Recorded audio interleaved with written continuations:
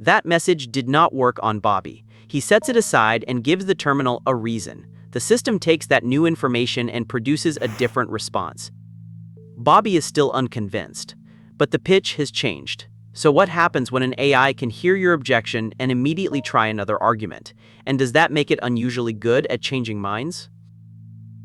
People have always adjusted their pitch after hearing an objection. A good salesperson listens, a scammer probes, a friend tries a different explanation. We also built scripts, customer profiles, targeted ads, recommendation systems, and decision trees that sent different people down different paths. Somewhere, a marketing department has probably classified Bobby's orange scarf as evidence of a bold, experience-seeking lifestyle. The scarf may just have been on sale.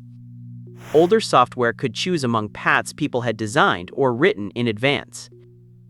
A generative system can produce a response from the new context, even if that exact response was not waiting in a script.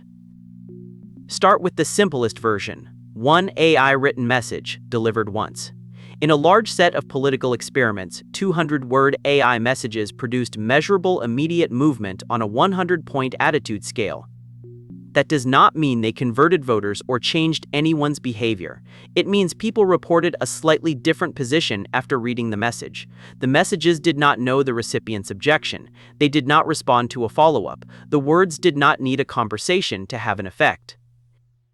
Then researchers gave GPT-4 information about the recipient: age, gender, ethnicity, education, employment, and political affiliation. In 2 examples, the model defended universal basic income both times. With one Republican participant, it stressed growth, stability, and entrepreneurship. With one Democratic participant, it stressed inequality and support for disadvantaged groups. The destination was the same. The argument was different.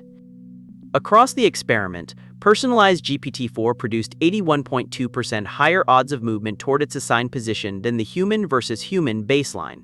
That is a comparison of odds between conditions. It does not mean 81% of the participants changed their minds. Those examples also do not reveal which personal detail caused each wording choice. And they do not show that the system found a sentence guaranteed to work. Next came conversation. In 2 experimental comparisons, the conversational treatments produced about 3 additional points of immediate attitude movement beyond a 200-word AI message. But the conversations also lasted longer. Participants averaged roughly 7 turns and 9 minutes with the system. They saw more words, more claims, and more opportunities to answer objections. The full treatment performed better. Interactivity alone was not isolated as the cause. Personalization and adaptation are not the same thing. A message can be tailored from stored information before a conversation starts. A system can also adapt to a new objection without knowing someone's demographic profile. It may do either, both, or neither. The evidence does not let us stack those effects as if they automatically reinforce one another. By now, an alarming explanation is taking shape. AI can write a persuasive message. It can use information about the recipient. It can respond when the recipient pushes back. That sounds less like advertising and more like a machine assembling the right argument for each person. Then the evidence starts breaking that story. Without personalization, GPT-4 did not significantly beat the human baseline in the earlier debate experiment. In the much larger conversational research, personalization helped by less than 1 percentage point on average. In consumer testing, a system generated ads using each person's most distinctive personality trait. Personalized ads for a weekend in Rome performed a little better than generic ones. Personalized sneaker ads did not produce a reliable advantage. Apparently, access to someone's personality does not guarantee the sale of a shoe. Even the Rome result was based on how persuasive people found the ad and how much they said they might pay. Nobody booked the trip. A meta-analysis combining the small number of qualifying AI versus human studies found no consistent overall winner.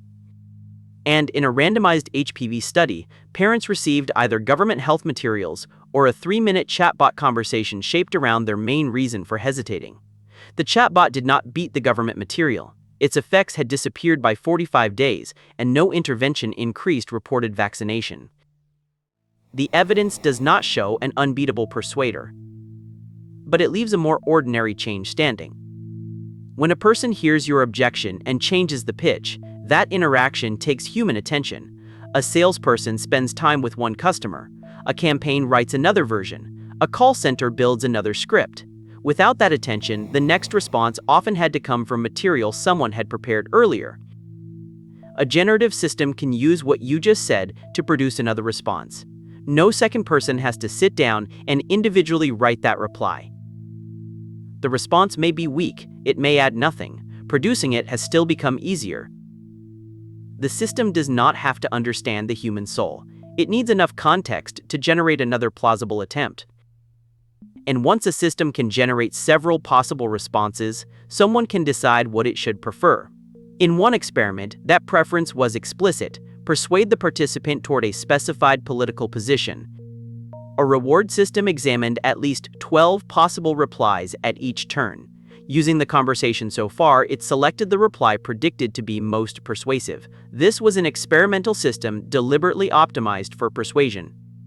It is not evidence that an ordinary assistant evaluates 12 persuasion-rated answers whenever someone asks for a soup recipe. A general assistant can be capable of persuasive language without persuasion being its objective. The experiment matters because it shows how an objective can shape which possible answer reaches the user. And the objective affected more than persuasion. One of the strongest patterns in the research involved information. Across the experimental conditions, conversations containing more fact-checkable claims also tended to be more persuasive. Prompting the systems to emphasize information also increased persuasive performance in several conditions. But factual accuracy did not always rise with the number of claims. In the reward selection setup, choosing replies for predicted persuasive success increased persuasion. Accuracy also declined. The researchers separately instructed a model to fabricate more information. That did not significantly improve persuasion, so falsehood was not proven to be the mechanism. The careful result is narrower. Optimizing for persuasive success changed both persuasion and accuracy. Improving one did not automatically protect the other. There are still serious limits. AI does not consistently beat humans. Personalization is uneven. Conversation does not always beat strong static information. Effects can be modest, temporary, and confined to reported attitudes or intentions. An attitude measured after a survey is several steps away from a purchase, a vote, a vaccination, or a lasting belief. Real people can also get bored, distrust the source, close the window, or refuse the conversation. A system can produce more messages. It cannot guarantee anyone's attention. Those objections defeat the idea of an unbeatable persuader.